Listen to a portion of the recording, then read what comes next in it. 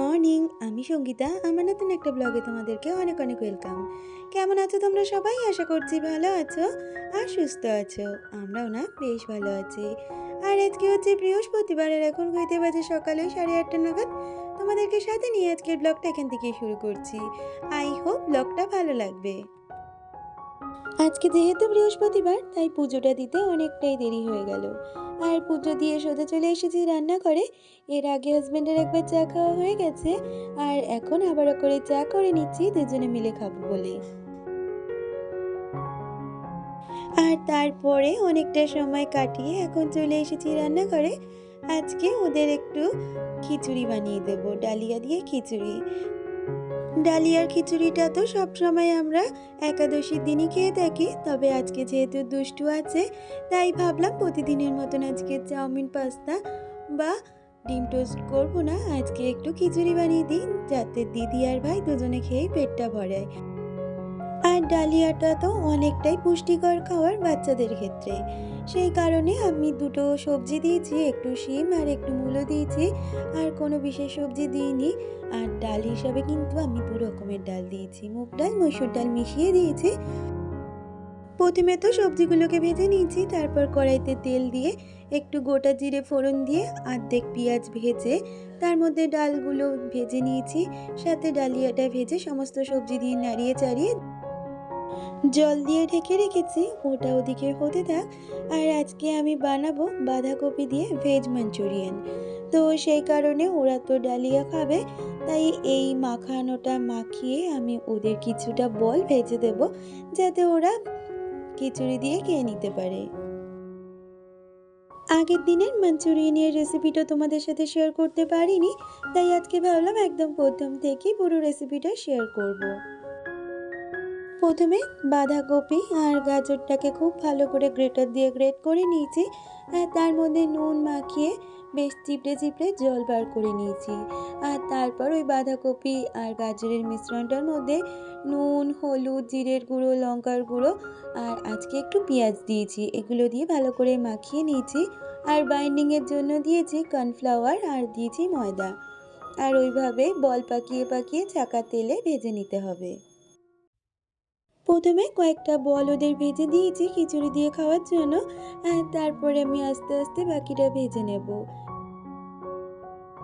যেহেতু দুষ্টু এসছে, সেই কারণে একটা কম্বল নামাতে হয়েছে, তাই ভাবলাম যে কটা জামা কাপড় শুকিয়েছে সেগুলোকে তুলে নিয়ে আর কিছুটা জায়গা করে কম্বলটা একটু রোদ খাইয়ে নেব।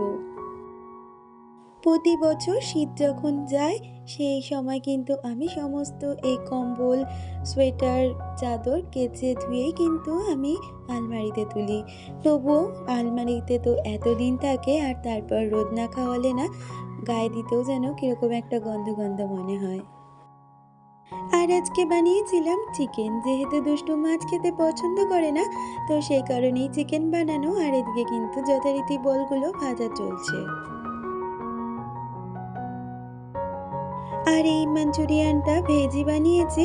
এটা তোমরা যদি কেউ চাও চিকেন দিয়েও করতে পারো, তবে আমি ভেজই করেছি। আগের দিন যেই মাঞ্চুরিয়ানটা করেছিলাম সেটা খেয়ে কিন্তু সবাই খুব ভালো বলেছিল, আর সবারই খুব পছন্দ হয়েছিল। সেই কারণেই আজকেরটা একটু আমিষভাবেই করলাম, কারণ এতে পেঁয়াজ দিয়েছি, আগের দিন তো পেঁয়াজ পড়েনি। বলগুলো ভাজা হয়ে যাওয়ার পরে কড়াইতে সামান্য তেল দিয়ে ওর মধ্যে আদা গ্রেট করে দিচ্ছি, আর তার সাথে পেঁয়াজ ক্যাপসিকাম ভেজে নিয়েছি। ভেজে ওখানে সস দিয়ে নাড়িয়ে চাড়িয়ে বলগুলো দিয়ে নাড়িয়ে নেব। আর সামান্য পরিমাণে জল দিয়েছি, তার সাথে একটু স্যালারিও দিয়েছি, তাতে যে থিকনেসটা আসে সেটা কিন্তু বেশ ভালো লাগে। অনেকটাই কিন্তু চিলি চিকেনের মতন লাগে, তবে এটা একদমই চিকেন না, এটা ভেজ। আর এই যে দেখো, এদিকে কিন্তু আমার ভাতটাও হয়ে গেছে, আর ভাতটাও এখন একটু দিয়ে নেব। ওদিকে কিন্তু আমার মাঞ্চুরিয়ানটাও রেডি হয়ে গেছে। এতক্ষণ পর্যন্ত যারা আমার ভিডিওটা দেখছো, তাদের যদি আমার ভিডিওটা কিছু ভালো লেগে থাকে, প্লিজ একটা লাইক কমেন্ট করে দিয়েছো। আর আমার চ্যানেলে নতুন বন্ধু হয়ে থাকলে চ্যানেলটাকে সাবস্ক্রাইব করে আমার পাশে থাকতে পারো। আর যারাই আগে থেকে সাবস্ক্রাইব করে রেখেছো, তাদেরকে অসংখ্য ধন্যবাদ। আজকে যেহেতু রান্নাটা বেশ তাড়াতাড়ি শেষ হয়ে গেছে, তাই ভাবলাম রান্নাঘরের একটু কিছু চেঞ্জেস করব। তার আগে যেই মশলাপাতিগুলো ব্যবহার করা হয়েছে সেই কৌটোগুলোকে ভালো করে মুছে নিলাম, যেটা প্রতিদিনই করে থাকি। আর রান্নাঘরের এই সেলফটা প্রচণ্ডভাবে নোংরা হয়ে রয়েছে, তাই এটাকে একটু ঘুরিয়ে ঘাড়িয়ে নতুনভাবে গুছিয়ে নেব।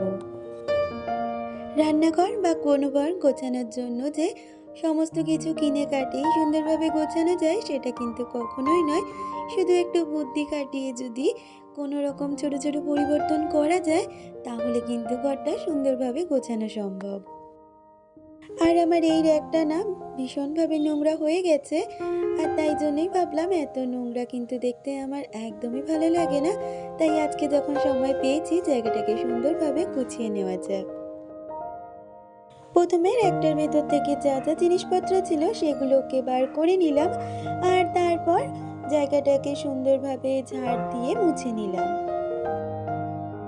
আমার এই সেরামিকের বাসনগুলো বা এই কাঁচের বাসনগুলো রাখার মতন বিশেষ একটা জায়গা নেই। চেয়েছিলাম একটা কিচেন ক্যাবিনেট কিনবো, তবে সেটা আর হয়ে ওঠেনি। তাই এই জায়গাটাকেই আমি সাজিয়ে গুছিয়ে রাখার চেষ্টা করি, তবুও মাঝে মধ্যে একটু এত নোংরা না হয়েই যায়। সেই কারণেই কিন্তু মাঝে মধ্যে পরিষ্কার করলে নোংরাটা অনেক বেশি জমে না। ঘরবাড়ি থাকলে ঘরবাড়িতে নোংরা হবে, কিন্তু নোংরাটাকে প্রশ্রয় দিলে চলবে না, সেটাকে নিজেদের সময় মতন গুছিয়ে গাছিয়ে নিতে হবে। আর সেটাই কিন্তু আমরা বাড়ির বউরা করে থাকি। আর আমার কাছে এই যে কাঁচের বাসনগুলো, এগুলো কিন্তু সব গিফটের পাওয়া আমার বিয়ের সময়। আর এখানে যে সেরামিকের সাদা ডিনার সেটগুলো দেখছো লাউ পলার, এগুলো কিন্তু সব আমার বিয়েতে পাওয়া। এগুলো কিছুই কিন্তু আমার কেনা নয়। আর এই ৮টা বছর ধরে যত্ন করেই কিন্তু এগুলোকে আমি এখনো চালাচ্ছি। তবুও মাঝে মধ্যে ঘরটাকে সুন্দরভাবে সাজাতে গেলে কিছু কিছু শখের জিনিসও কিনে ফেলি। আর আমার মনে হয় কোনো জিনিস কিন্তু যত্নের ওপর বিশেষ নির্ভরশীল। আর আমি এগুলোকে ৮ বছর ধরে যত্ন করছি বলে এরা কিন্তু এখনো আমার সঙ্গ দিয়েই যাচ্ছে। ৮টা বছর কাটিয়ে কিন্তু ৯টা বছরে প্রায় পড়েই যাবে। সমস্ত কন্টেনার, কিচেন সেলফ, র্যাক সবগুলোই গোছানো হয়ে গেছে সুন্দর করে। এখন এগুলো একটু মোছামুছির পালা। আমার এই গ্যাস ওভেনটাকে আমি কিন্তু প্রতিদিনই রান্নার পরে মুছে থাকি, সেটা জল ন্যাকড়া দিয়ে। তবে মাঝে মধ্যে আমি কিন্তু এরকম স্ক্রচ ব্রাইট সাবান দিয়েও মেজে থাকি বা মুছে থাকি। আর তারপরেই আমি আবার একটা জল ন্যাকড়া দিয়ে ভালো করে জিনিসটা মুছে নিই। আর রান্নাঘর যখন পরিষ্কার করছি তখন ভাবলাম এই রান্নাঘরের জানলাটাও বেশ ভালো করে পরিষ্কার করাই যাক। তবে এটা কিন্তু আমি মাঝে মধ্যে করেই থাকি, যেটা সবসময় ক্যামেরা বন্দি করা সম্ভব হয় না। কালকে একজন দিদি আমায় জিজ্ঞেস করেছিলে যে একই চ্যানেলে শর্ট ভিডিও আর বড় ভিডিও দিলে কি সমস্যা হতে পারে। তো দিদি, তোমাকে আমি বলতে চাই, একটা চ্যানেলের মধ্যে যখন তুমি দুটো ভিডিও দেবে, সবথেকে বড় কথা শর্ট ভিডিওতে তুমি কিন্তু সাবস্ক্রাইবার গেইন করতে পারবে, কিন্তু যেই সাবস্ক্রাইবগুলো তুমি গেইন করবে সেটা কিন্তু তোমার বড় ভিডিও কখনোই দেখবে না। তো সেই কারণে বড় ভিডিওতে যথারীতি তোমার কিন্তু ভিউজ ডাউন হয়ে যাবে, আর ভিউজ ডাউন হয়ে গেলে তোমার কিন্তু ওয়াচ টাইম ফুলফিল করা কখনোই সম্ভব না। তাই জন্য আমি বলবো, যারা শর্ট ভিডিওর বেসিসে চ্যানেল মনিটাইজ করতে যাও সেইখানে কিন্তু তোমরা শুধু শর্ট ভিডিওই দাও, আর যারা বড় ভিডিও বেসিসে চ্যানেল মনিটাইজ করতে যাও তারা কিন্তু বড় ভিডিওই দাও। একটা চ্যানেলে দুটো কন্টেন্ট কখনোই দিও না, তাতে চ্যানেলের ক্ষতি হতে পারে। আর এই যে দেখো ফাইনাল লুক, আমার রান্নাঘর কিন্তু একদম নিট অ্যান্ড ক্লিনভাবে পরিষ্কার করা হয়ে গেছে। আর এই যে আমার নিচের সেলফটা, এটা যেরকম ছিল এখন দেখো কতটা সুন্দর লাগছে দেখতে। তাই কিছু কিছু পরিবর্তন করলে কিন্তু যেমন জীবনেরও খুশি আসে, তেমনি ঘর বাড়িরও মনে হয় জীবন ফিরে আসে। এখন ছেলেকে আর দুষ্টুকে খেতে দিয়ে আমি ভিডিওটা এখানেই শেষ করছি।